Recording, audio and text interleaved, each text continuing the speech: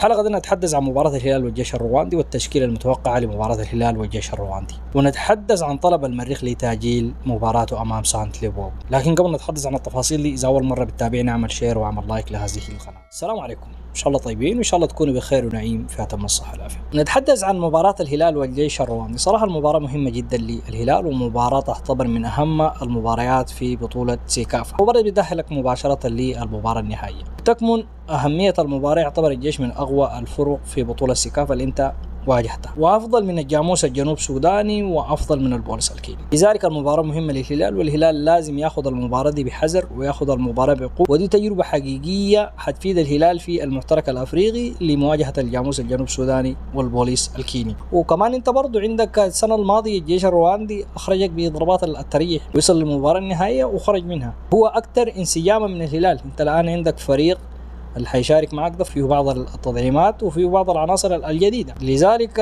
أكثر انسجاما من الهلال. برضو فريق كبير ما بيحتاج 2-3 يتكلموا فيه. في اعتقادي الشخصي مباراة الجيش الرواندي هي إعداد حقيقي للهلال في البطولة الأفريقية، والهلال لابد من كسب هذا اللقاء والتأهل لنهاية بطولة سيكافا، ودي حاجة مهمة معنويا. كونك تصل النهاية مهمة جدا وتفوز باللقب ده الأهم وده المطلوب، وفي النهاية الهدف من بطولة سيكافا هو إعداد. لكن الإعداد لما تواجه الجيش الرواندي تأهل للمباراة النهائية برضو حتواجه فريق محترم جدا. المباريات من العيار الثقيل، والمباراة كمان لما تكون على بطولة معنويا مفيدة للهلال ولجماهير الهلال. لذلك نتمنى المدرب يضع التشكيلة المناسبة لمباراة الجيش الرواندي. في اعتقادي الشخصي التشكيلة المتوقع بالنسبة لي فريدو في حراسة المرمى، رباعي خط دفاع مصطفى كرشوم، محمد أحمد إيرين، ستيفن يويلا وأرسنت ليزولو. في وسط الملعب الناميبي بطرس كلاعب مركز 6، بالإضافة ليوسف كوبوري وكنديس كول. يوسف كوبوري كلاعب مركز 8 وكنديس كول كلاعب مركز 10. على الأجنحة البورندي جان كولود والموريتاني أحمد سالم، والمقدمة الهجومية صنداي أوتوتينجي. دي التشكيلة المتوقعة للهلال، دي في وجهة نظري أنا الشخصية والتشكيلة الأقرب، والتشكيلة اللي حتكون أساسية إن شاء الله في دوري أبطال أفريقيا. التشكيلة فيها المرونة، فيها القوة، فيها السرعة، فيها كل المطلوبات الموجودة للبطولة الأفريقية، والعناصر المسيمة اللي ممكن تديك سرعة إيقاع، عناصر بتقدم مع ريجي كان بشكل ممتاز. دي تشكيلتين المتوقعة لمباراة اليوم.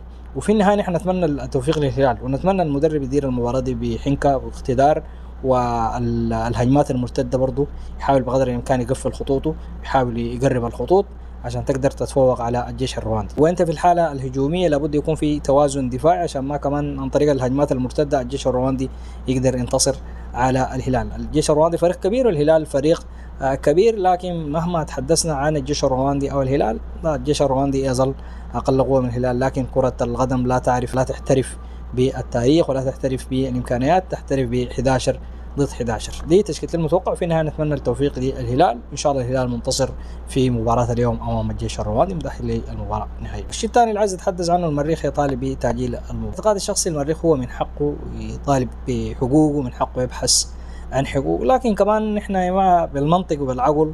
لما الاتحاد الافريقي اعلن القرعه ما حدد لك انت حتواجه سانت ليبوبو في القرعه ذاته، قال لك انت حتواجه وصيف دوري الكونغو، وهو عارف انه في الكونغو في مشاكل ما حسمت. المريخ مفروض يبني على هذا الاساس تذاكرك، برنامجك، حاجاتك دي كلها انت تكون بانيها وواضعه في استراتيجيتك. انت حتواجه وصيف الكونغو بغض النظر سواء كان مازيمبي، سواء كان غيره، سواء كان اي فريق، انت المهم تواجهه. لكن تقول لي يا اخي والله نحن كنا بنعمل انه يا اخي الكاف يبعدون وقرار كاس وكلام زي دي، في النهايه قضايا بتخصهم هم. يعني ممكن مازيمبي يتنازل يقول يا اخي والله انا ما عايز اشتكي، وين المشكله؟ انت تقول تعالى يا اخي والله مازيمبي اشتكى ما اشتكى، لا ده انا بعتبر الخطا اذا حدث يتحمل مسؤوليته المريخ، لانه الكاف اول حاجه حيرد لك يقول لك يا اخي والله انا ما قلت لك حتواجه سانت ليبوبو عشان انت تحترض على مشاركته، انا قلت لك حتواجه وصيف بطل الكونغو، وانت الان حتواجه وصيف بطل الكونغو. دي حاجه بيعرفها الاتحاد الكونغولي، بيعرفها الاتحاد الافريقي يعني. لكن المريخ من حقه يطالب بحقوقه، من حقه يشوف الحاجه اللي فيها خير له وفيها مصلحته ويتبعها. لكن باعتقاد الشخص على المريخ اللي يستعد لواجهه وصيف الكونغو، والفريق الكونغولي برضو قاعد يعيد نفسه في تونس، عامل معسكر اعدادي. يعني انت لما تتحدث لي عن فرق بتزعى، يعني هو ذاته عارف نفسه حيشارك وعارف نفسه مهما حصل، المهم هو مجهز نفسه للبطوله. وانت تقول لي والله يا اخي نحن ندخل الدور ده ونشوف الدور الثاني، كلام ما منطقي وكلام ما معقول. وفي النهايه نحن نتمنى التوفيق للفرق السودانيه، واعمل شير واعمل لايك لهذا القناه، والسلام عليكم.